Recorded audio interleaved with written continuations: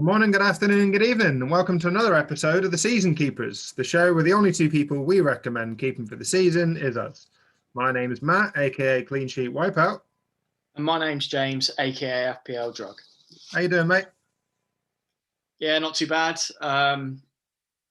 Feeling good, other than some of the FPL stuff that happened over the weekend. One of my players in particular. Once again, not been able to field 11 players. Yeah, so it was 9 players last week, 10 players this week. Ricardo Pereira again, the man that I'm angry about, but we'll come on to that with the Leicester game, I guess. We will, all right. Well, I'll save you from any more heartbreak. Let's jump straight into the games then. And obviously, Arsenal 0, Everton 1 was the first game of the week. It was, and a hard one for me to call. I brought holding in mainly down to sort of financial restraints. I had 4.2 to spend on a defender, and it was looking pretty good up until, obviously, I don't know if you've seen it, but obviously the Leno error. Until he threw it in the back of the net. Yeah, just kind of froze it, comes off him into his own net from a cross. And yeah, not a nice way to lose a clean sheet. No, not I honestly don't know what he was doing. I mean, he had very little to do in the game, so potentially a lack of concentration. But at that level, you can't be doing that. I mean, obviously Arteta came out, was it last week? Gave Ryan the gloves for a game. Said he'd been training like a beast. Well, I expect Matt Ryan hasn't done this in training, so be interesting to see what happens moving forward. Yeah, maybe Leno needs to train like a beast. I mean, I don't know if I've seen him actually do any kind of blunders like that before. I don't know if you have, or honestly, I don't watch Arsenal often enough to comment. But in the back of my mind, I'm sure he has. Yeah. Yeah. Well, it's cost them the game. Richarlison obviously benefiting from that. Yeah. No, big time. And obviously Everton getting the 3 points is massive, particularly for the European place fight. It pulls them right back into it. Obviously, getting in 3 points on Arsenal as well. The only annoyance really for me in this game was Calvert-Lewin doing absolutely fuck all on return. He was captain in Sky just to cover this. Got 2 points. It's disappointing, and honestly not sure why I held Calvert-Lewin for so long. But yeah, just to see him lacking involvement against Arsenal, and it's a real shame. I think I'll hold him for one more and then probably move back to Kane, to be honest, in Sky. I think that's the obvious move, but he's just not been the same player for quite a while now, has he? No, he hasn't. I was just about to mention him. Yeah, I doubt many have held him in FPL. Sky, you've been kind of lulled into that captaincy thing, which I guess we need to review next season. Like, should we get players in just for the captaincy? Like, surely form could quite easily outdo captaincy days. So, Agreed. like the likes of Lingard, pretend he didn't have any like key captaincies, he'd be a better player to have over DCL all day long. Over 4 or 5 week period. I also think it's a case of not necessarily going with the masses on players as well, because if you look at the fixtures, obviously where DCL hasn't necessarily performed, Everton have often kept a clean sheet. So the likes of Luca Digne are coming away with, passing or tackle tier plus a clean sheet, 10 points. It's 20 points as a captain. So if you go in that way rather than DCL with 4 points, you got 16 points up there. And I've seen a few people kind of taking some risks towards the end of the season, and they're starting to pay off. Obviously with Luca Digne, I think was captain. Pereira, I'm sure it's Dempsey, FPL Dempsey, that's taken a few punts, and he's shot right up the table in Sky through it. So, it can pay off if you're willing to take those risks. Oh, definitely. I think my third team's been doing quite well. I wish I had the same courage in my first two. Tell me about it. All right, let's jump on to the afternoon 12:30 kickoff on Saturday. And real strange game. It was Liverpool 1, Newcastle 1. Yeah, very strange game. Obviously, the The end was very dramatic. Newcastle having a goal controversially ruled out. Yeah, Obviously, I'm not sure what Callum Wilson's really supposed to do there. The ball comes up and hits him. What I don't like is if that happens to a defender, nothing's given. It's yeah, fine. Whereas the striker, any kind of contact with the arm, regardless of intent, it's given as a foul, which I think is wrong. You should really have the same rule for attackers and defenders. agreed. Um, but credit to them, obviously they go back and attack again, and then obviously Willett gets the goal. Massive point for Newcastle.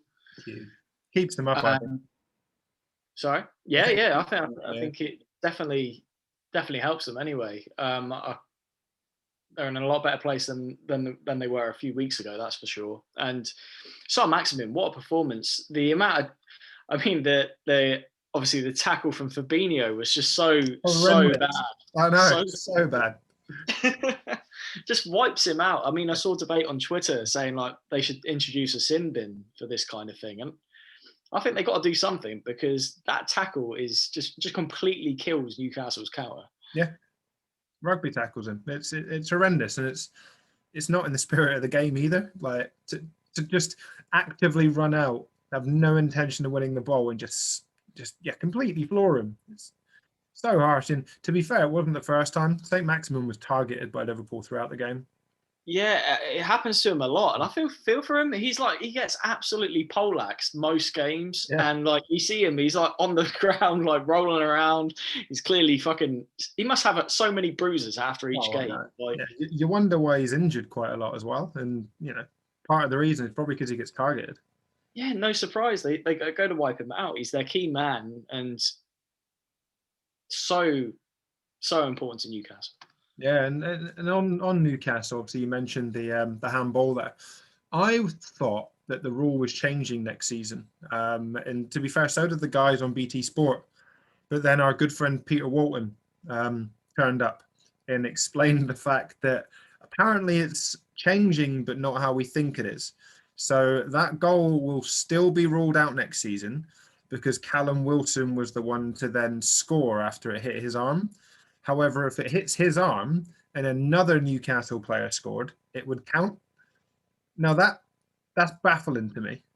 Well, that's ridiculous. That's even Yeah, more confusing. That's also a very uncommon scenario as well. exactly. I just don't get it. Just get rid of the rule. If it's an accidental handball that a player can't do anything about, like Callum Wilson in that situation, it rebounds off his arm from 30 centimeters away. There's nothing he can do about it. You should give goals like that because it's not his issue. Yeah, if there's a clear handball, disallow it. But even then, I still thought that Newcastle, had the handball not been given, could have and should have been given a penalty because Trent pushes Wilson, which effectively puts him in the position to then handball it off the deflection. If that push is picked up, then to me that probably should be a pen. Yeah, I mean, either way you look at it, like Newcastle were sort of robbed of a goal there, really.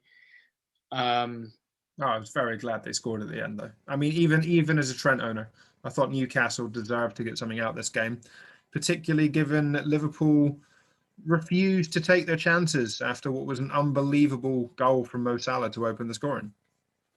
yeah, there's so many chances, over 20 shots on goal. Salah himself could have had a hat trick at least. Yeah, same as That Jota. spot from where he had a tight angle and he just sort of drilled it into the side netting rather than sort of going across the keeper. Obviously, the goal he did score was exceptional. He did so well to get that away with the amount of backspin on the ball. Yeah, Um, but yeah, Jota's not looked too great recently as well, which is a bit frustrating. Obviously, Liverpool have a great run after this Man United game, so I'm reluctant to get rid, especially considering his price. likewise. But It was yeah, disappointing to see him. Obviously, Jota was the one that got taken off, um, which was frustrating, and it was before 60 minutes as well, which just compounded our frustrations given the alternatives it is price bracket at the moment. But like you say, the run of games and fixtures that Liverpool have got just leads me to hold on after this Man United game. And yeah, Jota, he might get benched occasionally, but the way in which he often comes on and changes games is still at the back of my mind. The issue is Liverpool just can't finish their chances at the moment.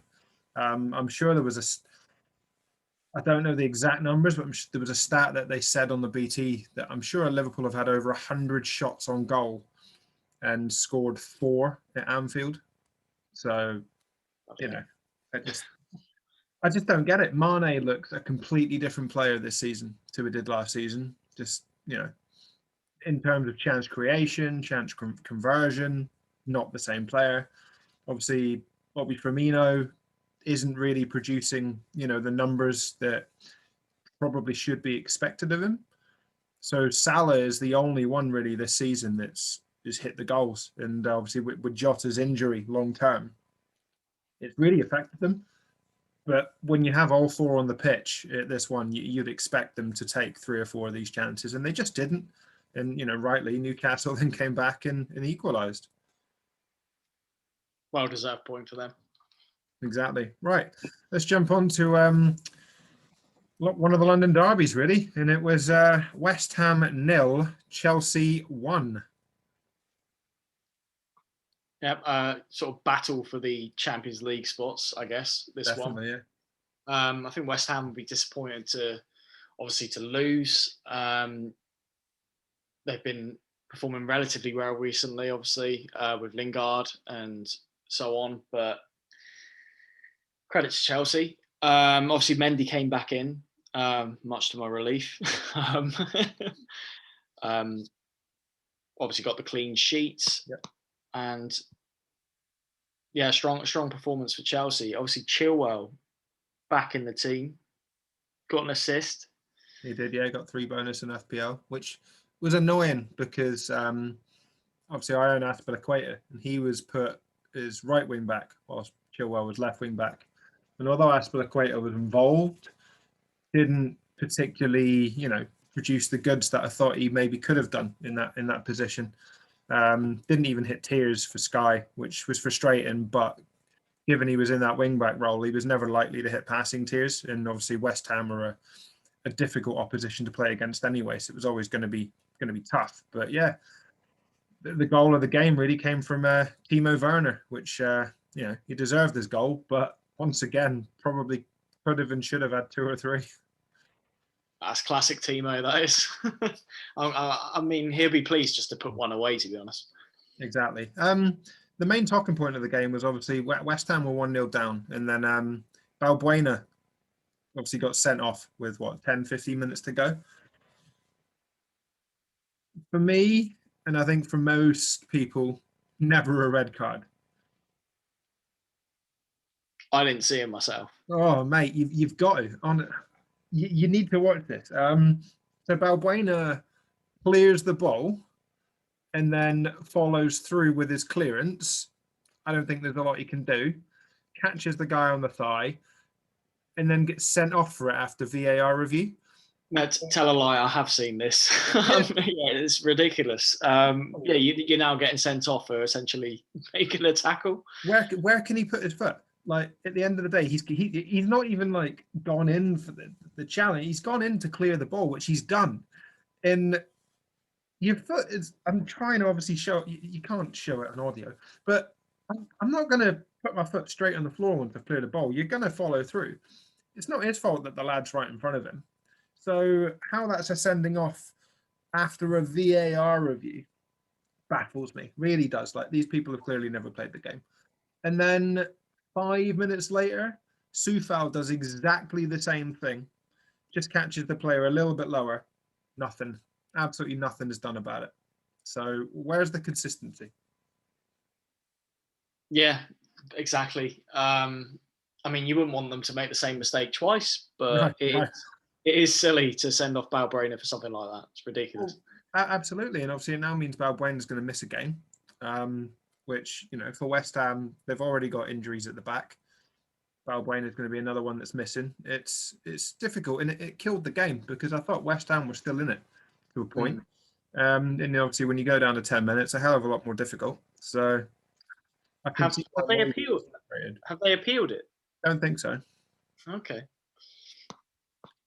Right. Well, let's jump on to a game that I chose not to watch. It was Sheffield United 1, Brighton 0. I also did not watch this game, surprisingly. Sheffield United obviously dead and buried. Brighton all but safe. But yeah, a goal from McGoldrick, and obviously too late for Sheffield United, but I'm sure their fans would be happy to see them win a game. Obviously, Yeah. they weren't there, but they'll be there in spirit.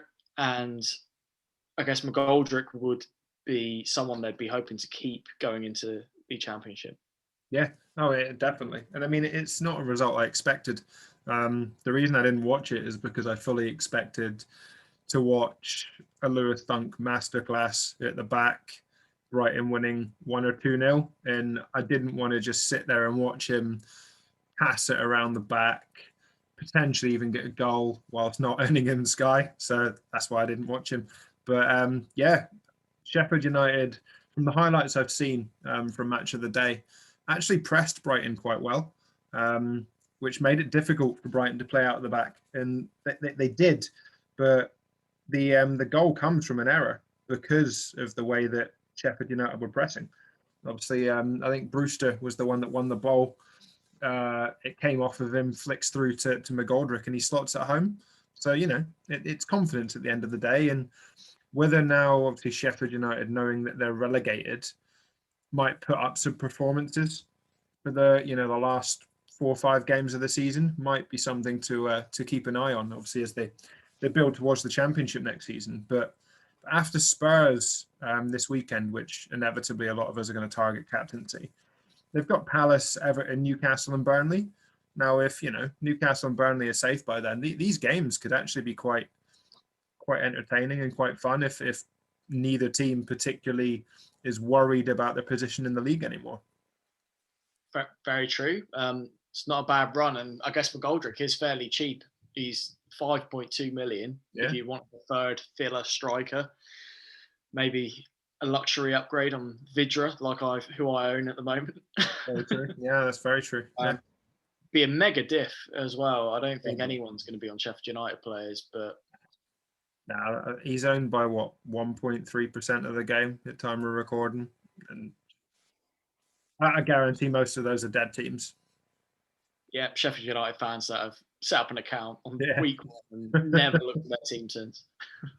All right, well, let's jump on to the first game on the Sunday. And fair to say, after playing football, I was very surprised to come back to see Wolves 0 at Burnley 4.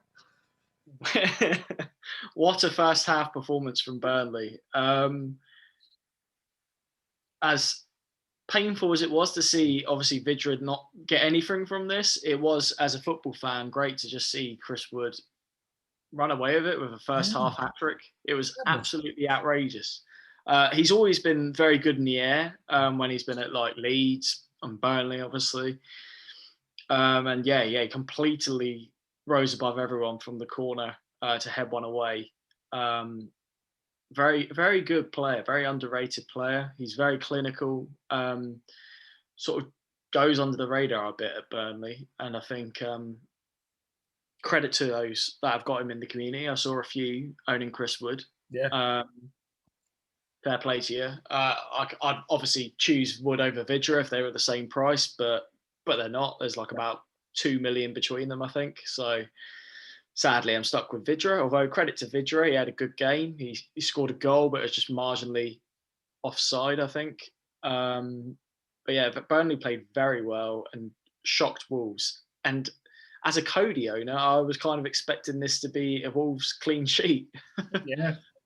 To be fair, I expected a clean sheet. And there's obviously Patricio owners amongst the community, particularly in Sky as well.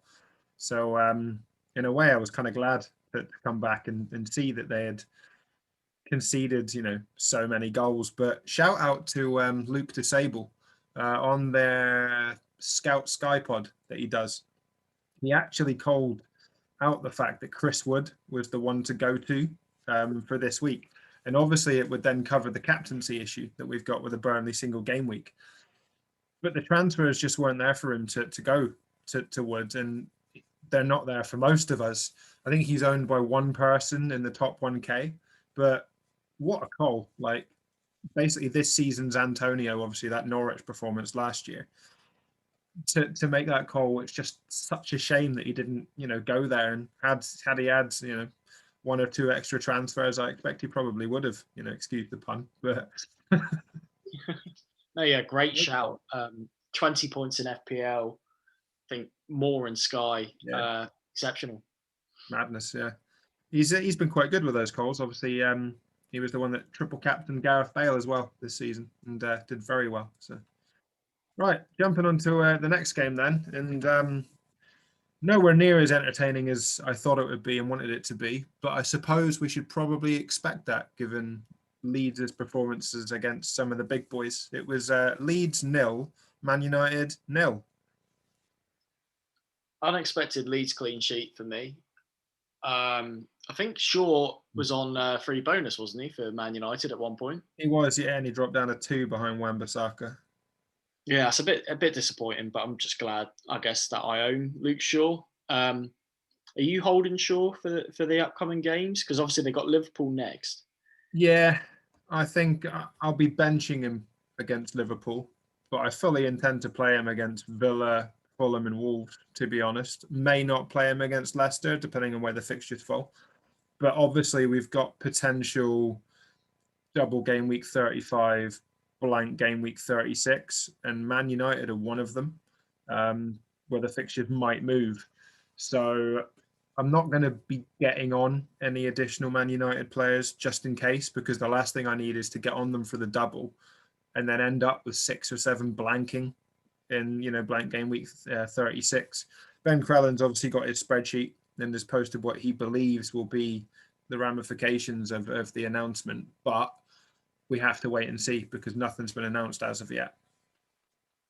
Yeah, as with most things this season, the fixtures have been uncertain. Tough. Hoping next season is not as uncertain as this. Providing that we continue to come out of lockdown in the way that we are, and obviously they did the trial run, the Carabao Cup final, which we'll come on to later. Obviously had fans there, and I think they're aiming to have 21,000 fans at the FA Cup final. Plus, we've then got the Euros in the summer. I'm fully expecting, hopefully, football to be back to relative normality next season. And to be fair, I think the clubs and the players want it as well, because to have just game after game after game in such short spaces of time, and to have the games spread on Wednesdays, Thursdays, Fridays, it's quite dull, like we spoke about last week. And yeah, just back to a bit of normality where you get 3 p.m. kickoffs, and yeah, you might get a Friday game and a Monday game occasionally, but have it all done within 2 or 3 days. That's what we want as fans now. Definitely is. Right, jump on to a last-minute equaliser that I saw quite a few people celebrating. Keenan Davis. It was Aston Villa 2, West Brom 2. Just clocked his price. I knew he was cheap, but 4.2. Yeah. That undercuts my Vidra by 0.6. Yeah, credit. There's a reason for that, though. Very true. I think Fergie, who plays the Sky game, went with Davis. He did. Yeah, credit to him, and yeah, fair play to the lad. Great goal. Smash and grab. I mean, is the opportunity. Obviously, I think it's the defender tries to chest it back to Johnston, and then he just seizes the opportunity in between the gap and just toe pokes it in. Fair play. It's very, very good football and brain. Oh yeah, I'm just looking at now. He's played 156 minutes this season. Bloody hell. Dribs and drabs for him, isn't it? It's one hell of a call from Fergie to jump on Keenan Davis after, it was 148 minutes before he got these 8 minutes. Yeah. He had a half against Man City. He didn't play against Liverpool, and then he got an assist in the 23 minutes that he played against Fulham. So fair play for seeing that one coming. I know, exactly, yeah. Obviously, man of the moment at the moment for West Brom, and he's been on fire. It's Pereira. Oh yeah, a class above. Like I think him at West Brom and Sam Maximum at Newcastle are just a step above the rest of their teammates. 100%. I mean, he's got what, 4 goals and 2 assists in his last 4 games. Obviously, went on a horrendous run before that. I think it was 8 games at least without a return. But hit form probably at the wrong moment. West Brom could have done with him quite a while ago, providing these kind of returns. They might have then stood a chance of staying up. But for those that have then gambled on him, and again, I mentioned Dempsey. I know he's gone Pereira in Sky. Just had that gut feeling, and it's paid off. He's getting return after return, and he just looks like he's enjoying his football at the moment. Yeah, I think he is. He oozes quality. His celebration does my head in a little bit, but Yeah. but no, he's a class player. Obviously, great set pieces, great delivery. I think if he had better players around him, he'd be on a lot more assists as well. Yeah. It'll be interesting to see if West Brom hold on to him. Obviously, I know that they got him at the beginning of the season, but to get relegated in the Championship, will he be willing to have a season there? Build a squad around him, hopefully get promotion back to the Premier League. Yeah, I'm not so sure, because I think a lot of people will be looking to snap him up, and I know that's not what West Brom fans want to hear, but he's such a good player. He could, up the talent for a lot of squads. I mean, Southampton, for instance, I'd happily fucking take him. Oh, definitely. I think any team in sort of top half of the Premier League should sign him. Yeah. I think he'd benefit any team. West Ham, Leicester, even. I know Leicester have got a lot of good mids, but again, they get injured quite a lot. So it'd be a great signing for anyone. Yeah, Anyone. exactly. And another player that I've been incredibly impressed with, that was kind of outed at the beginning of the season as being a great shot stopper, but Sam Johnston, unbelievable again. He made 9 saves in this game, and without Johnston, I think West Brom probably would have been dead and buried a long time ago. He's been great.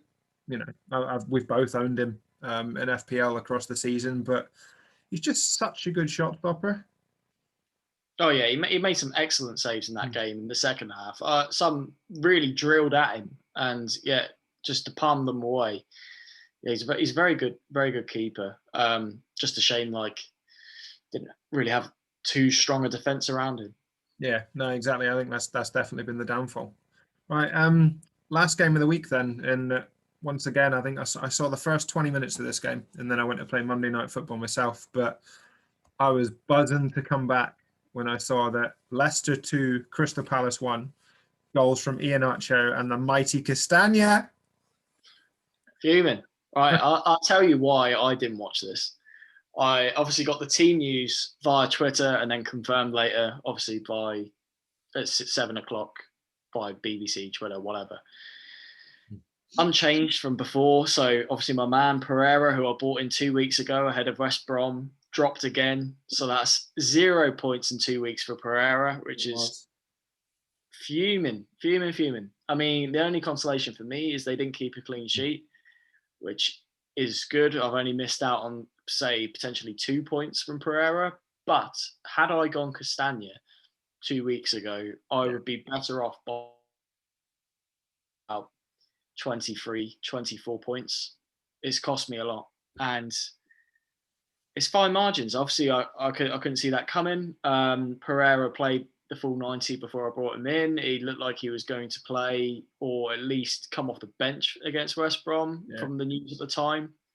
But now I'm not even sure if he'll play against Southampton. Will he come off the bench? Will he start? Will he be on the bench again? Potentially. Yeah, and it's tricky. It is tricky, and I don't know whether to cut my losses and do the sideways move to Castagna or just keep him there and use my transfers elsewhere. But it's painful each week, these last 2 weeks anyway. Yeah, I do feel for you. I saw that you retweeted.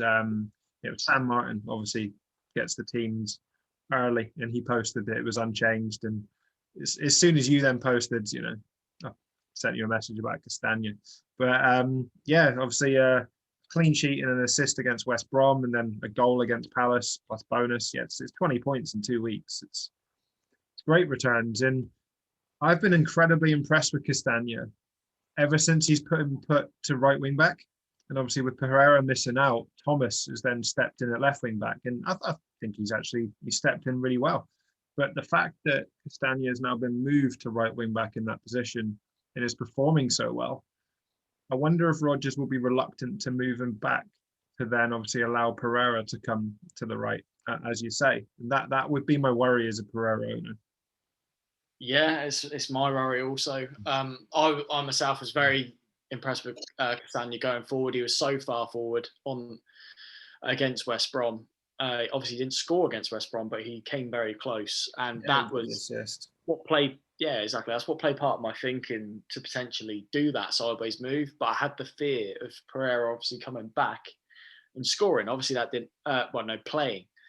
Obviously, that didn't happen. But it's something that's on my mind, and I'm not sure what I'm going to do. I've got other transfers I want to do, but at the same time, this whole Pereira Castagna position is screwing my head in. It's a tricky one as well because, again, Leicester are one of those teams that if the fixtures get moved, they'll have the double game week in 35, but they'll then blank in 36 if they go as per predicted.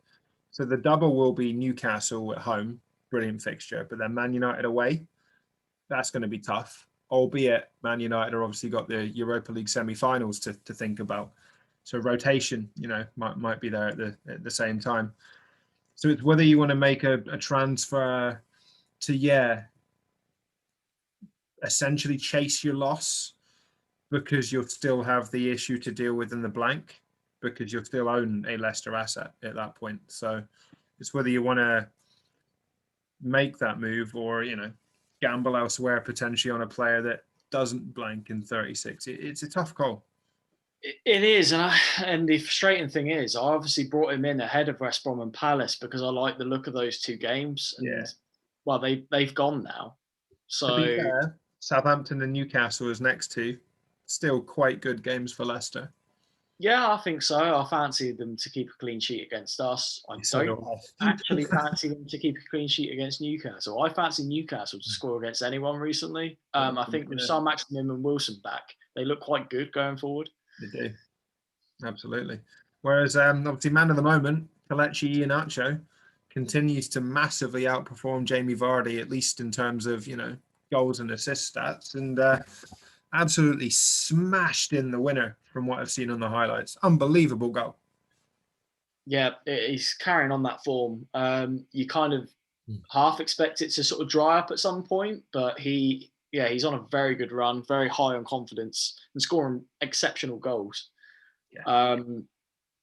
If I didn't have him in already, which obviously I do, I'd be trying to get him in. I mean, it's not like he costs a lot of money. Like, it's kind of a no-brainer to have him in your team. Exactly. He's such a talent as well. And I'm amazed it's taken this long for him to break his way into that Leicester side. And obviously it's come about through, Barnes' injury and whatnot as well, that he's taken his opportunity and he's just ran with it. And I had in the back of my mind a while ago that Man City obviously had this £50 million buyback clause for Iheanacho after they got rid of him. And I wasn't aware of this until Sam Martin posted about it yesterday. And I think there was an article written that that's actually expired. So City no longer have this buyback clause for Iheanacho. Because obviously he'd be ideal, 50 million, a player that's, bagging goals, performing so well, quite clearly clinical. Man City are missing that solid number 9. Jesus, he tries to fill in, but he's nowhere near as clinical as Iheanacho at the moment. And obviously Aguero's finishing at the end of the season. So to then miss out on that, they're going to have to pay a lot more money if they want a similar player. Yeah, agreed. I mean, Iheanacho was like sort of almost a staple to Leicester's bench prior to this run of form. Like, he was nowhere near the team. He was always on the bench. He'd get like the last 20 minutes of a game. But now I think he's considered very much to be a part of that team. Like, obviously, like Vardy's almost playing to support him now rather than him coming off the bench as a sort of a fresh sub. Yeah, So credit to him. He's obviously put the work in and he's obviously took his chance with those injuries. yeah, big time. Obviously, it was game week 26 when he kind of started this run of being in the starting lineup consistently, and he's scored nine goals since, which unbelievable. Speaks for itself, yeah. Yeah, it's not bad at all. So thankfully, been on him for the majority of that, so I've definitely benefited. Right, jumping into FPL then. How did you get on this game week? So not too bad. No hit, just the one transfer. 53 points from my 10 men. You could argue it's 9 men if you discount Cody. Cody and Pereira on 0. 1 for Yotta, 2 for Holding, 2 for Lingard, 2 for Vidra. But the returns came in a Salah-shaped captaincy with 18, Ian Atcho on 12, Shaw on 8, and a clean sheet for Mendy on 5. A green arrow still. I think it's my 6th green arrow in a row. Nice. Yeah, 6 in a row. So that took me from that period up from 469k to 273. What could have been if Pereira actually played. But I'm relatively happy, I guess. You've done well, to be fair, to get 53 points with 10 men. Given with my 11, I got 62, which, very happy with. But the difference between our scores is Timothy Castagne. It's the 9 points that he got. So, had you gone Pereira to Castagne earlier, then you'd be matching me. And given you've got a 0-pointer in there from Cody as well, yeah, it's not bad at all. My return primarily came from, I had to go 5 at the back this week. So obviously Aspilicueta, Shaw got me clean sheets, and then Castagne with his goal. Salah, like yourself, got that captaincy return. But to be fair, what could have been with Salah, like we've spoken about, could have very easily had a hat trick. It was frustrating to watch. And then yeah, Kelechi and Acho obviously getting that 12-pointer, and I saw that it's Lucy Hynet captained him, and I believe she's now in triple figures for her overall rank, which is unbelievable. So fair play to her. Great rank. Right, let's move on then to Sky Fantasy Football, and fair to say, I'm not going to win it. What did you get? I got 70 points this week, which relatively happy with. Yeah, it worked out. Obviously, having Ian Acho with his captaincy was, to be fair, probably the biggest haul of the week. And then Salah, obviously on him for his captaincy. Other than that, the likes of Bruno did fuck all. Lingard did nothing. Calvert-Lewin captaincy, nothing. Fafana obviously only hitting tiers, and then Aspilicueta not hitting tiers but keeping a clean sheet. So not a lot. And with 2 Man City players in there at the moment as well, I've still got Gundogan and DS. I was never expecting a massive score, but it'll do. I'm 88th at the moment, so I'm hanging on into that top 100. And to be fair, I think that's the aim now for the end of the season. Just if I can get top 50 in my first season, I'll be happy. Yeah, I mean, you've done way better than I imagine you expected at the start of the season. 100%. Yeah. Obviously, you had the run in the cup as well. Oh, I know, yeah. It's just compounded, obviously, getting to the semi-finals of the cup, getting knocked out, and then, yeah, just slowly dwindling in the league. But it is what it is. Yeah, I hope you get that top 100 anyway. So what? Myself, okay week, not really too great. I think my teams have gone down slightly, 48 and 53 points respectively.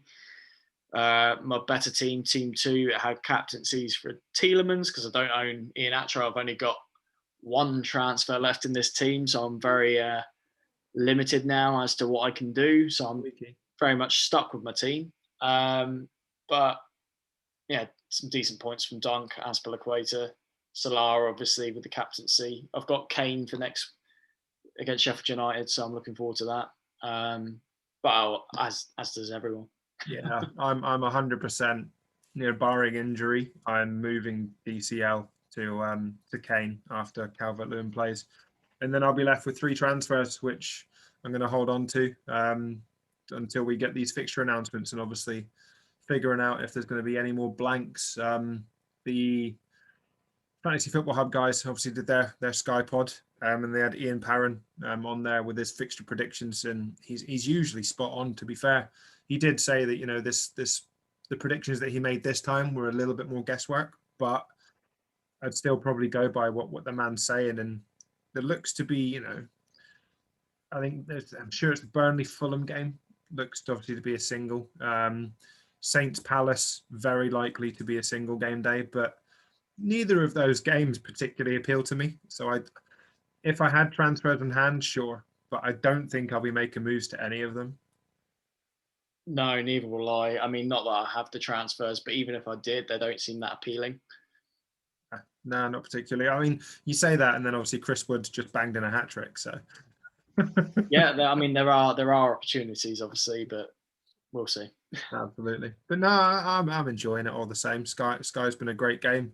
The only thing that I'm not particularly looking forward to is I'm sure on those fixture predictions there was a run of at least 11 or 12 days straight of football that we could potentially get, and like we've said many a time, it's just getting a bit laborious, and to continuously have to keep checking your teams and watching football and setting your captaincies and stuff. It's been a tough old season, but once it's over, eh? Yeah, I mean, it's been a bit of a slog, but as we said earlier, like hopefully it won't be as bad next season. Yeah, fingers crossed. Right, let's jump on to a game that always brings joy and what we both look forward to on a Thursday night. It is Fantasy Champ Man. First things first, how did you get on last week? I'm just going to check. I can't. Oh, yeah, relatively badly. So 35 points. Obviously, I don't think many people did well this week, but yeah, I got a big fat red arrow. Most people on one. Zepeda and Doherty are the only players that actually did anything for me, alongside a captaincy fail from Veron. Yeah, it was a shit fest of a week. I've used one of my free hits, thinking, oh, I've got this nailed. Like, obviously, I thought, yeah, Arsenal quality, fucking Everton, yeah, they're going to keep a clean sheet, no problem. I'll double up on Leeds forwards because yeah, the fixtures look really good. I'll throw in Veron because Sim data showed that he's going to absolutely fucking smash it. Got 47 points from a free hit. That is poor. And compounded by the fact that obviously captaincy for Ian Hart, useless, got 3 points. What's made more annoying is the fact that I've got Brannigan sat on my bench, who I never expected to get anything, get 7 points instead of Eleftheropoulos, him. I mean, I'm sure Craig will then message me and love the fact that I've tried to pronounce him again, did last week. But he obviously got 2, so Brannigan's outscored him by 5. And then the mighty Veron, who I've played at his price, fucking Alexanderson gets 7 points. So I've got 20 points sat on my bench, and I could take out 3 players from my team that got 6. So it's just frustrating. But I had a free hit to play with, and it felt right. The sim data showed, it probably should be right. Went with the team, but our sim just clearly didn't want to follow that sim data this week. No, I mean, sometimes it doesn't play ball. Exactly. We all know that. Yeah. So obviously we've now had the leaks for next week. Myself, it impacts me fairly strongly considering I have both Zepeda and Doherty. Yeah.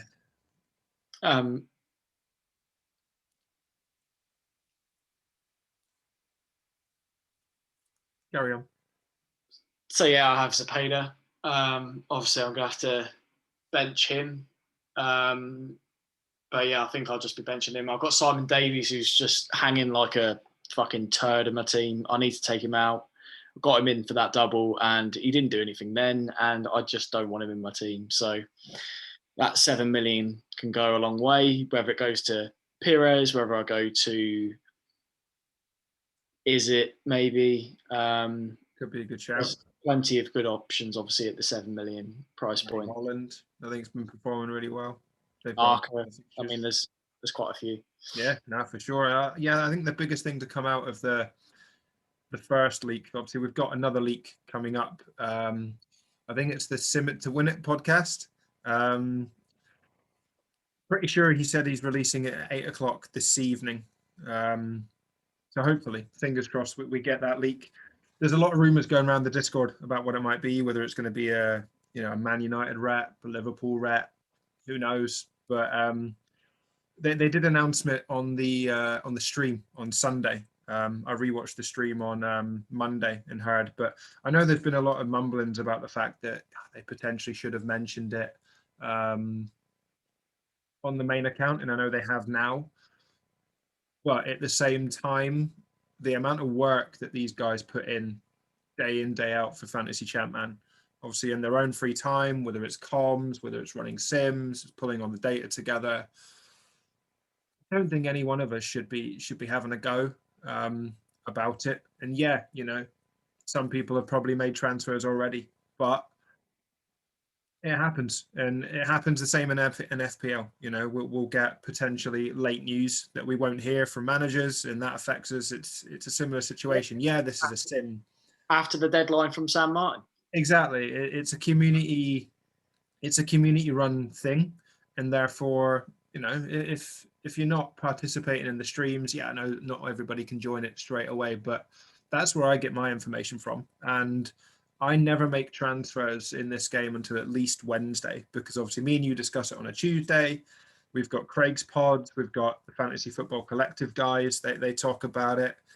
We've obviously got this new podcast, Sim It to Win It, which is like more of a Q&A pod, which is quite useful in the streams and the sim data. So there's a lot of information out there to take on, which is why I always hold off until at least Wednesday night, Thursday morning, because the deadline's always the same anyway. So it doesn't really change things. And the sim's already been run. So a player isn't going to get injured whether I make the decision on Sunday or whether I make the decision on Thursday, because the sim's been done. So it's effectively frozen in time. We just get the information that the guys already know. Agreed. I'm very much the same. Sorry? Rant over. Yeah, you got that off your chest. Frustrating. I've seen some of the comments on the post and people saying, I want my transfers back and blah, blah, blah. But in my opinion, that the work that these guys go in, I'd never have a go. Yeah, it is what it is. Exactly. But yeah, the biggest talking point, I think, is the fact that Middlesbrough are clearly repping, which is annoying because I've got Gareth Southgate, which is leading me to potentially consider a -4 this week.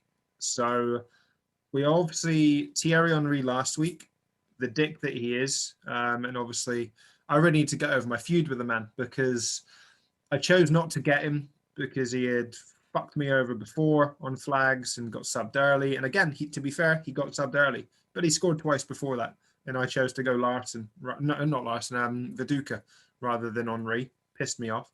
So this week, I think my -4 is probably going to be Larson and Southgate to Henry and Hippier.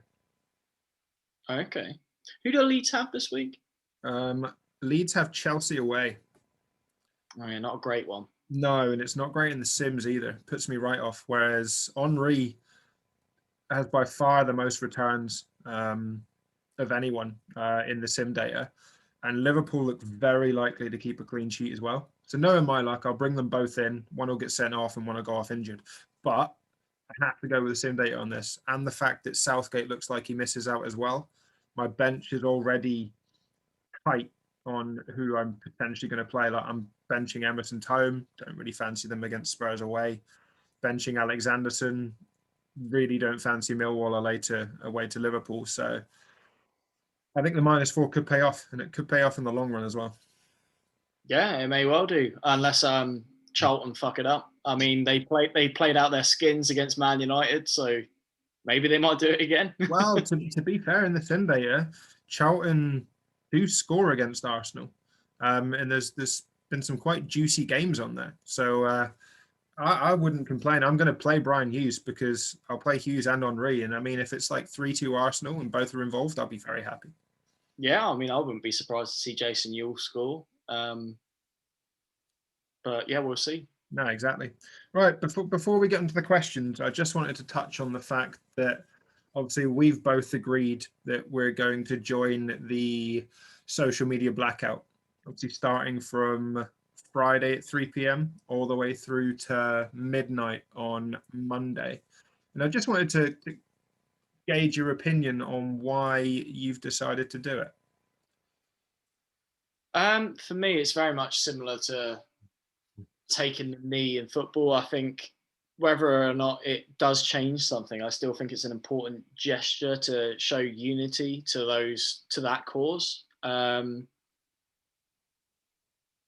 Like it's yeah, obviously like silence, you kind of choose the side of the oppressor. So I feel to say like we don't stand for this. I mean, I'm sick of it seeing like Yeah. after each game just a different player being racially abused. Yeah. It's just needless.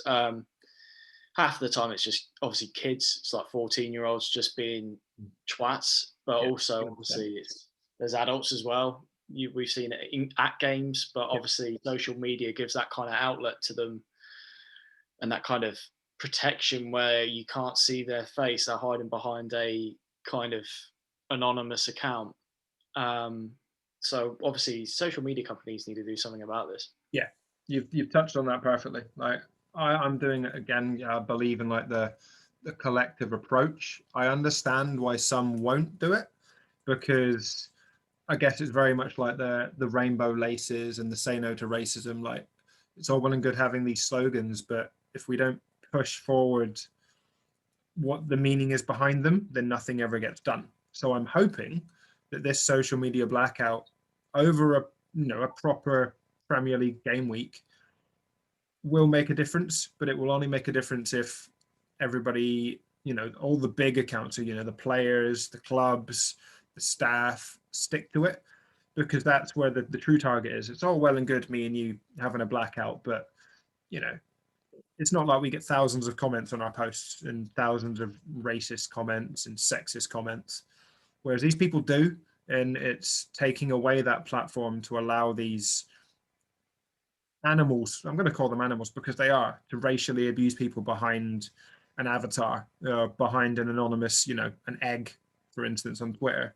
They just can't do it, but it just winds me up. Whereas, yeah, I've seen it's not just, the racist abuse of players. I was listening to a podcast, the Football Ramble, and Jules Breach was on there. And she was saying that someone last season made up a rumor that she had agreed that she would get naked on Instagram if if a certain scenario had happened. I can't remember the scenario, but if something had happened in the Premier League, she'd get naked. Might I have think been, it was like to do with Salah if he got like a golden boot or something. yeah, I think it might have been. Yeah, it rings a bell. But obviously, that never happened. Someone had made that up, and she continues to this day to get people commenting on every Instagram post that she puts, saying you're a liar, you didn't do what you said, blah blah blah. It's so wrong. Like it shouldn't happen. She shouldn't have to read those comments day in day out. And it's not just in football either. Like this is what gets me. So yeah, football is making a stand, but you hear about it, actors, musicians, members of the public. Like it needs to be educated throughout society. And yeah, if we can make a small stand now, then brilliant. But it needs to continue to be pushed because it's just wrong that it continues to happen. Agreed. Yeah, it's very much a societal problem. Racism, sexism, homophobia. It's sort of rife in all facets of life. But yeah, obviously football has a platform, so it's good to use that. And what better way to sort of show unity online because that's where a lot of abuse is sort of directed and where it Yeah, happens. no, exactly. And go enjoy the football either way, not going to be in social media to rant about the fact that X hasn't scored and Y isn't playing, but at the end of the day I think it's for a good reason. So Agreed. I mean, you'll know the listeners if Pereira is in my team. I'll be very angry, obviously, if he doesn't play. You yeah, don't need me to tweet it. no, You'll know. exactly, you'll hear all about it on the pod, so that's what we look forward to. Right, well, let's finish with a few questions. We've got three that I'll touch on. So first things first, question from FPL Buddy. With the double game week looming, is it the right time to move off of Bruno now, or is it good to wait until after the double? That's a very good question. Obviously, he's had 3 blanks in a row. I own him myself, so obviously I'm sort of tossing this around whether I want to tap into some of his value. However, he only needs to get a penalty in any of the next few games. Obviously, especially in the double, he's got sort of 2 opportunities there to get a pen. And let's not forget he can assist and score without a pen as well. He's obviously very capable, and I feel like the returns are coming. I don't think he's blanked 4 times in a row often. Might not even have happened, because I remember bringing him in after his last dry spell. I was one of the few people that didn't own him. So myself, I feel like I'm probably going to keep him, but I am thinking about it, and I think it depends on your team whether you need that money elsewhere, which I kind of do, in fairness. But I just like Bruno as a player to have in my team. No, that's fair. Yeah, I thought I'd ask you because obviously I don't own him, and I've been hiding behind my couch every time he plays because he's the one that could hurt me, and I know that. But I've chosen not to go with him in my wild card and moving forward, and it's a gamble that, to be fair, is currently paying off. I've gone up to 39k at the moment, highest rank I've had I think all season. So got to hope it keeps paying off. My only caveat to obviously that is the fact that Man United are in the Europa League, and obviously they've got the semi-finals to deal with, and then a potential final. But is Bruno likely to potentially see rotation in and around this period, given how pivotal he is in Man United's progression and, getting to the final and potentially even going on to win it? Or do you see the fact that they're obviously second in the Premier League and will be, wanting to finish best of the rest is a reason why he will be played across all platforms? I think the latter. I think he's likely to play all the games, or at worst, like play 70 minutes in the Premier League, something like that. Yeah. Take him off either 70 minutes in the Europe or the Premier League. I think he will play a large part of both domestic and European games. Yeah, agreed. Right, second question in. It's a name I've not seen in a while. It's Runner9. Legend. I know. So I've got Cavani. Is he worth a hold, or do I move him on? Fair play that you've got him. Yeah. Many don't. Well, after his recent performances, I feel like he might get a start. So potentially, you could keep him. I mean, trying to think of if you don't own Iheanacho would be a good move to save you a bit of money as well.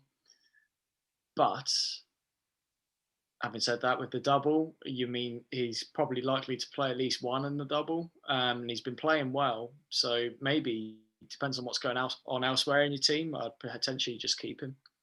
Yeah, no, agreed. I think he'll probably start to get minutes again. Obviously, they've been playing Greenwood, Rashford up there, but there's no reason why Cavani won't get game time, particularly obviously like we said with the Europa League coming. So I expect Greenwood may be the one to potentially see less minutes, and then Cavani, get good game time. And we know how good he is at a number 9. So if you don't have any other fires, then maybe. But if you do, I'd be holding on to Cavani, to be honest, at this stage.